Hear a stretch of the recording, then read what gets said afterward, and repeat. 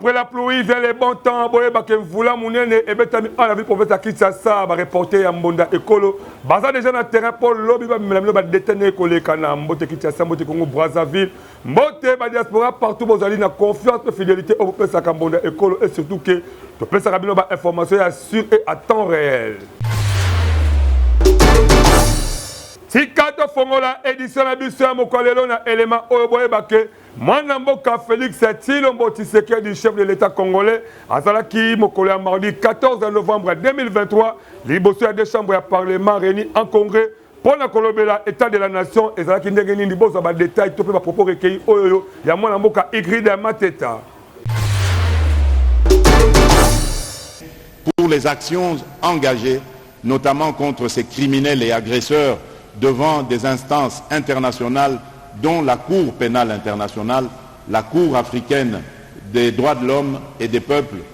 la Cour de la communauté d'Afrique de l'Est et bien d'autres. Ceci concrétise mon engagement diplomatique exprimé à travers la formule « Rien ne peut être décidé sur le Congo sans le Congo ».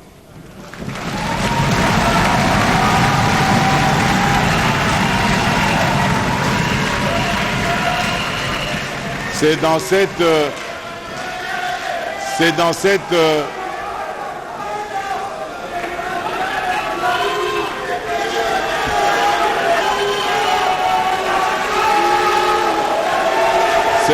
logique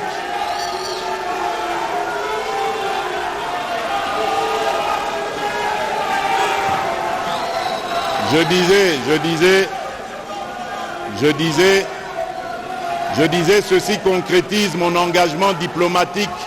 exprimé à travers la formule « Rien ne peut être décidé sur le Congo sans le Congo ». C'est dans cette logique que la République a apporté son soutien à plusieurs compatriotes qui ont concouru à certaines fonctions internationales, ce qui n'était plus possible depuis plusieurs décennies. Au niveau national, je signale la promulgation en septembre dernier de deux ordonnances loi, l'une modifiant et complétant le code pénal et l'autre modifiant et complétant le code de procédure pénale, avec un accent particulier sur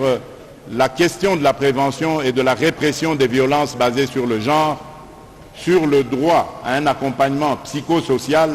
et sur la gratuité des frais de procédure désormais à charge du Trésor public. Honorable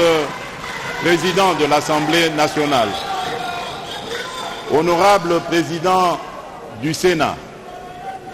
Honorables députés nationaux et sénateurs, mes très chers compatriotes,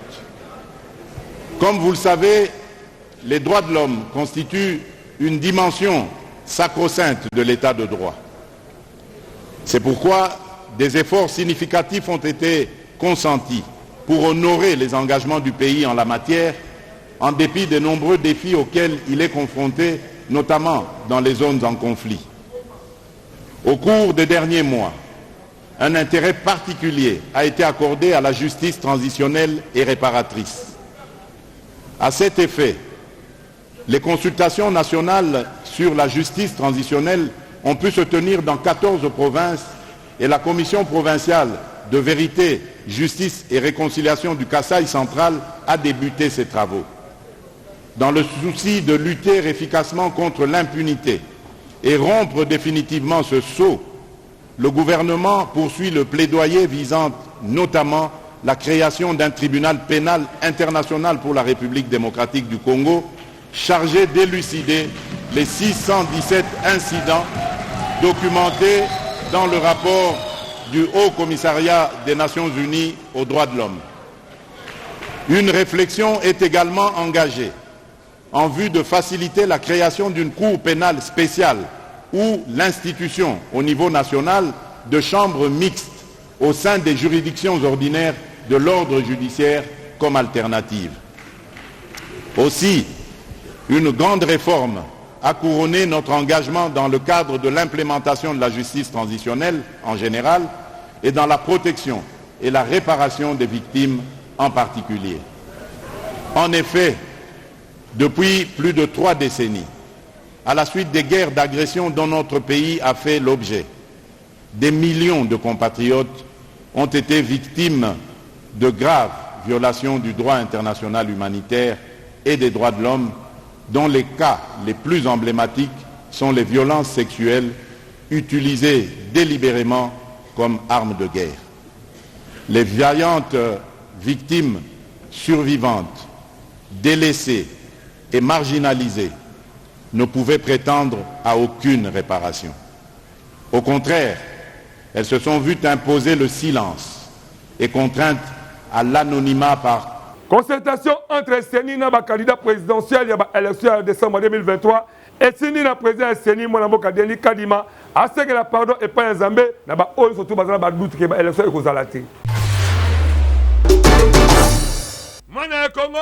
boye ba concertation oyo Seni a salisaki entre les candidats président de la République il y a élection il y a le 20 décembre et les cas qui avec impact de paix idéologie na ebandeli ya masolo yango. Le président Seni Mwanamboka Deni Kadima a salaki discours ya ouverture oyo ezalaki basé na état de lieu ya processus électoral oyo eza en cours awa na République démocratique du Congo. Alobi bien que équipe dirigeante na ye bazalaki investi na mois retard. A martelé na ndenge centrale électorale baza kolakisa motema malamu pe baza ko dépendre ya mototé donc baza vraiment indépendante. Pour na ye institution Seni eza démocratie pe baza kosala na ba stratégie ya ko garantir crédibilité, transparence et inclusion ya processus oyo et salami avec conviction. Na ba oyo baza ba doute pour la Seni pe na ba organisation ba élection Deni Kadima na tika kankolo Yesu asengaki na Nzambe alimbisa bango. Na nyonso tout bondi melangai ke Deni Kadima ayebi ke ezala ba parti prenante misusu oyo si lelo baza koboya Seni asengi na Jésus-Christ likolo ya ekulusu alimbisa bango kaka ndenge alobaka Père pardonne-les car ils ne savent pas ce qu'ils font. Alobi ke baza pe conscient la majorité ya bandeko misusu oyo baza ko apprécier musala na bango pe baza ko ndima changement oyo et salami ya ko sala ba opération électorale kutu majorité ba critique eza ko utate et pas ya ba électeur Deni Kadima asengi na bango bae ba ko sensibiliser ba base na bango po ba voter ebele na ba élection oyo eza koya abeji si mbonda boye na sengi na bino bosale la baronne na bino po Seni pe aza kosala ya ye po aza disposé ya kotonga relation la collaboration oyo eza basé na respect mutuel pour la élection crédible transparente inclusive et apaisée. Bondi melangai ke parmi ba candidat oyo bazaki présent activité wana tomoni ba poids lourd lokola Martin Fayulu Madidi, Félix Tshisekedi Tshisekedi, Adolphe Muzitu, Seth Kikumi, pe Delice Sanga. Awa esali boye en tout cas to kosenga ke masolo oyo le kole lekaki kitoko ba élection pe esala makaka na ba délai constitutionnel po nyoso pe ezala esengo na biso ya Congo yango tobetisi kaka mbonda ko voyager partout dans mokili et comment kosala makitoko avec impact na idéologie grâce à musala kitoko ya professionnalisme oyo ya quick travel visa aza kosala tozwa élément oyo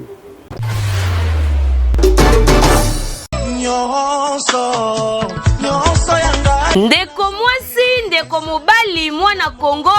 onyokwami ya tro na likambo oyo etali kovoyage na mikili ya poto quick travel visa eye mpo na kopesa solution na baproblème na bino po boleli mingi pe bonyokwami ya tro yo mutu olingi ovoyage partout na mokili mobimba yaka na lombango awa na quick travel visa oyo ezali kofonctionne na domaine ya assistance ya visa rapide bandeko na oyo etali visa d'études visa d'affaires visa de tourisme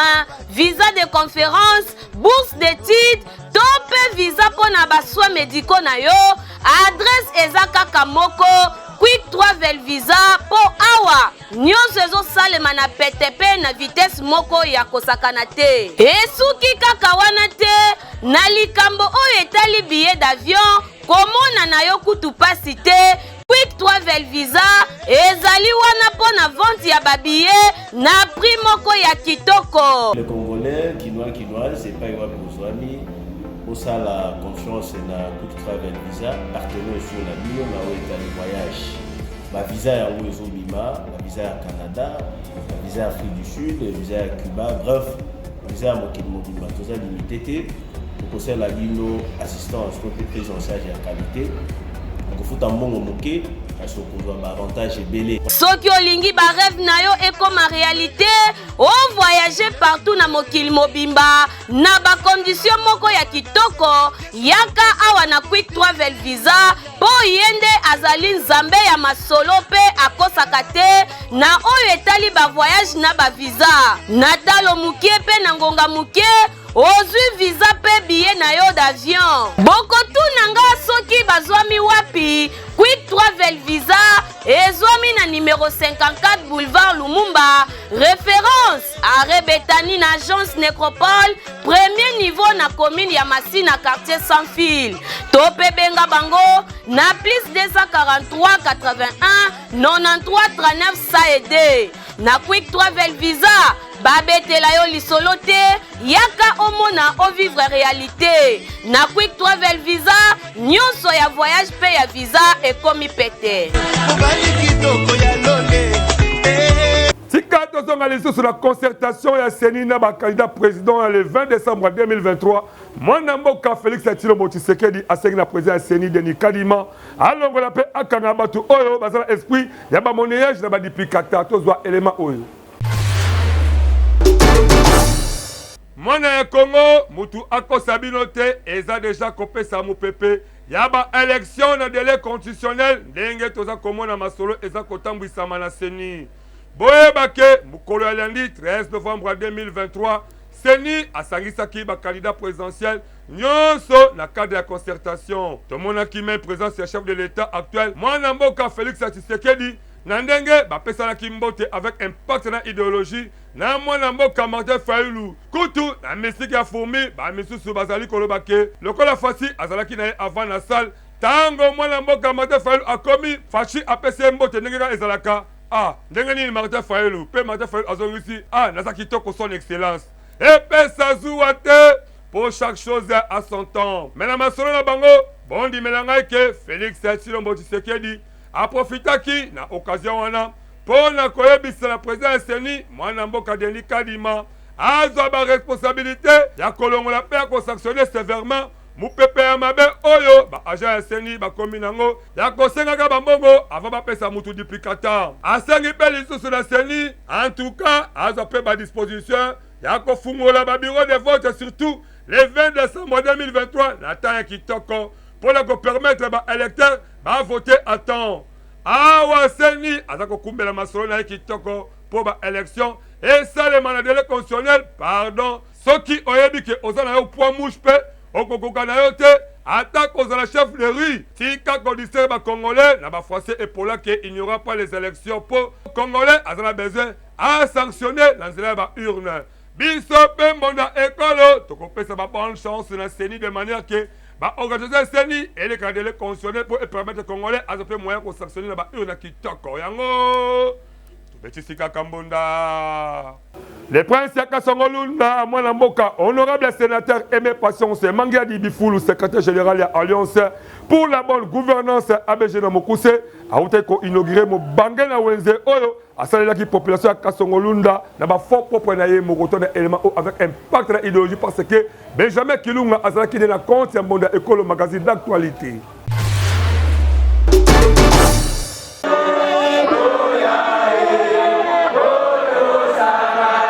Ndeko ya Congo, bondi melangai ke ezalaki ya koinda Putulu emata makala etikala mokolo ya samedi 4 novembre 2023 na territoire ya Kasongolunda mingi na province ya Kwango. Bokotu na ngai nini boyeba ke ezalaki bongo inauguration ya marché moderne oyo esalami na ba fonds propre ya honorable sénateur Aimé Patience Mangia Dibifoulou, le secrétaire général ya parti politique Alliance pour la bonne gouvernance ABG na Mokuse. Mutu ako sabinote bondi melangaike depuis Kasongolunda et Salema politicien liboso atia loboko na poche pe ala ki sa volonté ya kosala eloko ya munene ya boye yeyo le sénateur Aimé Patience Mangia Dibifoulou bakisela ye le prince di Kasongolunda. Bosimbake mobange na marché moderne oyo eza bongo na 5 pavillons bureau administratif moko pe na bureau moko ya service ya entretien et sécurité.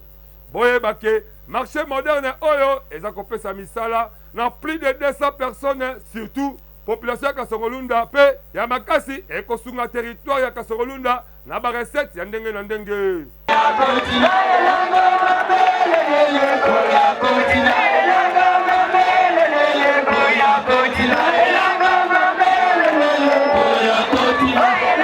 Ndeko na ngai nimela ngai ke marché moderne oyo ekopesa ba valeur beauté pe site moko touristique na territoire ya Kasongolunda. Tellement que l'honorable sénateur Aimé Patience Mangiadi Bifulu, Aza secrétaire général, il y a Alliance pour la bonne gouvernance, ABG le Mokuse, Oyo, et Kambama le président Jonathan Belosu Kawata, autorité morale, Yemoko na Esengomingi, Akitaki na Mabele, pour inaugurer yango avec impact et idéologie. Akati Riban, Abokeli ba ancêtre Masangala Bango pe, a baptisé yango la combo à marché de l'unité du Kwango.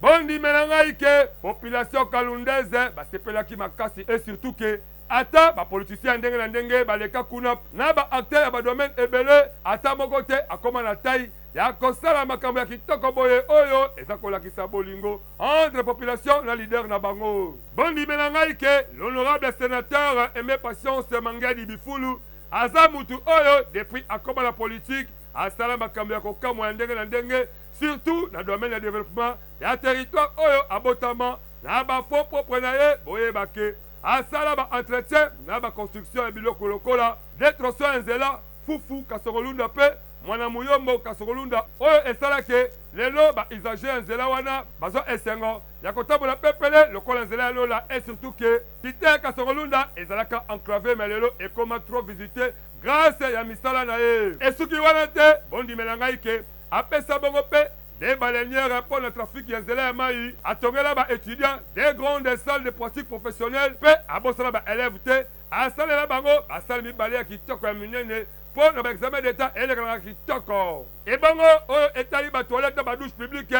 kuna kutu pardon sepela na yo soki okei kuna po okokuta nyonso kitoko avec impact pe idéologie na oyo etali kosunga boyeba ke les princes du Kasongolunda a foutu ma minerval ya ba la classe ebele ko bandela ba kae uniforme keshe donc nyonso o esala ke mwana azoko la classe kitoko na makambo etali santé na kokuna bibembe aza atala kokera moko te na territoire ya Kasongolunda ezakaka pona kotele misa vision kitoko ya chef de l'état mwana mboka Félix Tshisekedi et surtout avec esprit ya kopesa deuxième mandat na ba élection Oyo est prévu le 20 décembre 2023 avec impact et idéologie. Na cadre de titre de rappel, Boye Baké, partout Oyo, l'honorable sénateur Aimé Patience Mangiadi Azakoleka, étant presse de Kasongolunda, et belé la population à Kuna, Bazako Yambaye, Pekwe Mele Basembu ya Esengo pour la Kolakisa. Bolingo Oyo, apesa bango, depuis ma pesa confiance,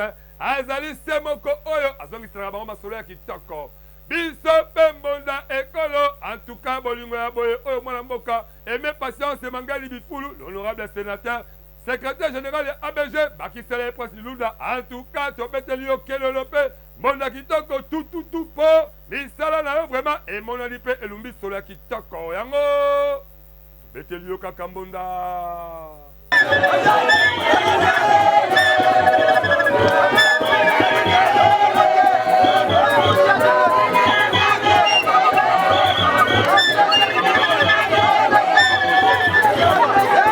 Si Katozon a toujours la cadre de la concertation entre Sénina et le candidat président de la République, Aboye Baké, moi, Nambo Kamata Fayou, Abimisi, la vérité, il y a Denis Kadi Mapé, Azako Fundaye, Azako Mema, élection et sans transparence, on la RD Congo, tout ça, détail dans l'élément où.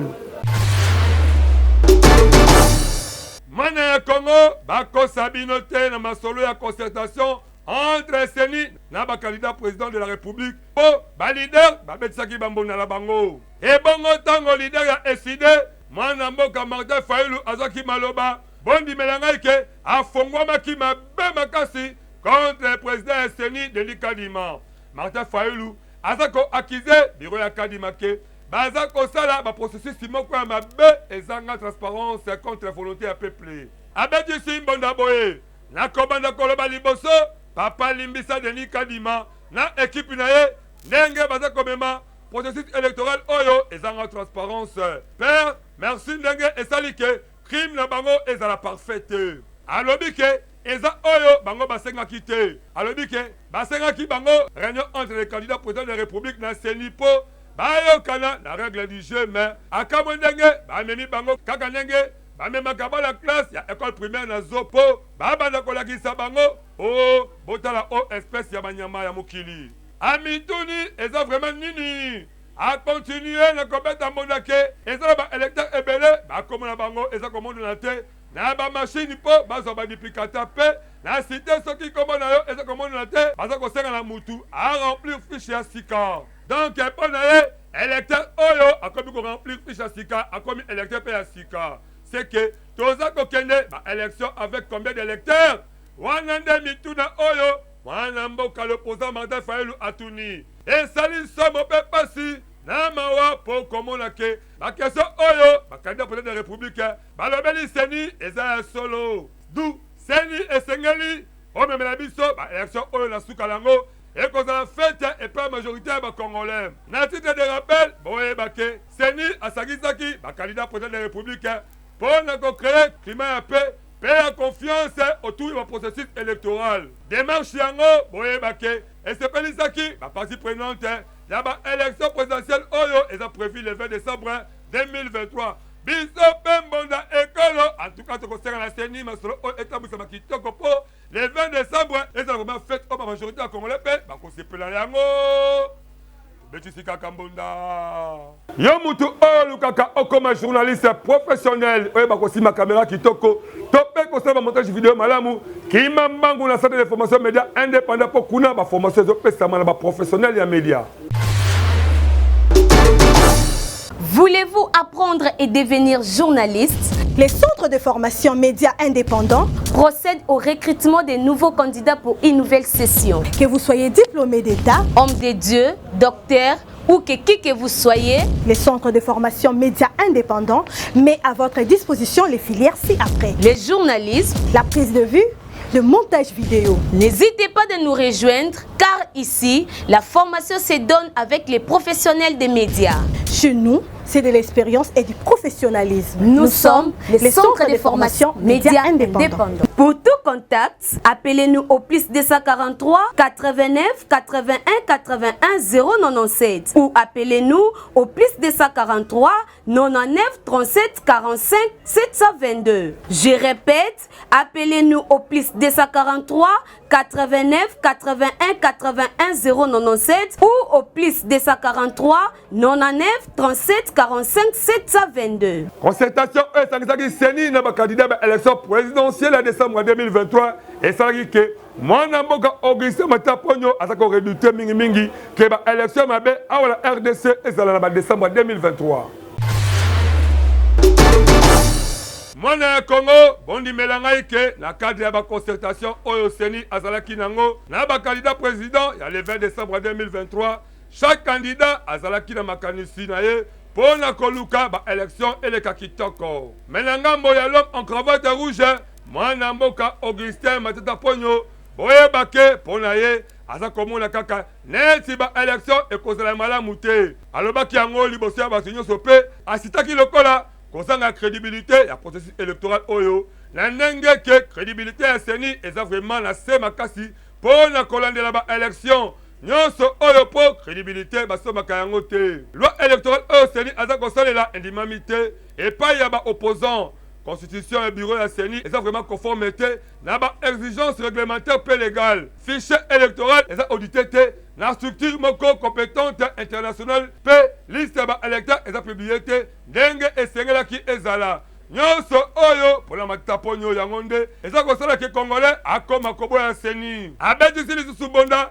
na bakaya ba tracasserie contre ba opposant alobi ke ausi la province ya Congo central esaliye pasi ndenge maire ya ville ya Matadi aza koboya bapesa basale na ba candidat donc aza kopesa ba instruction na ba secteur privé po ba candidat bazwa moyen ya koloba te. Abetisi lisusu bondake ba condition eza malamu te, surtout na secteur ya aviation po et permettre ba candidat basala campagne kitoko na sanza moko. Akamwe pe lisusu po amoni ke mbongo oyo seni aza kozwa pour la organisation de l'élection soit 1 milliard 100 millions de dollars américains et l'équipe ebele makasi. Na oyo etali nenge ba délégué na bango bazala Afrique du Sud pour na koluka candidat comme opposition bon nimelanga ike mwana mboka mataponyo abomina lusekele yango. Biso pembo na ekolo tokosenga nyonso eleka kitoko yango.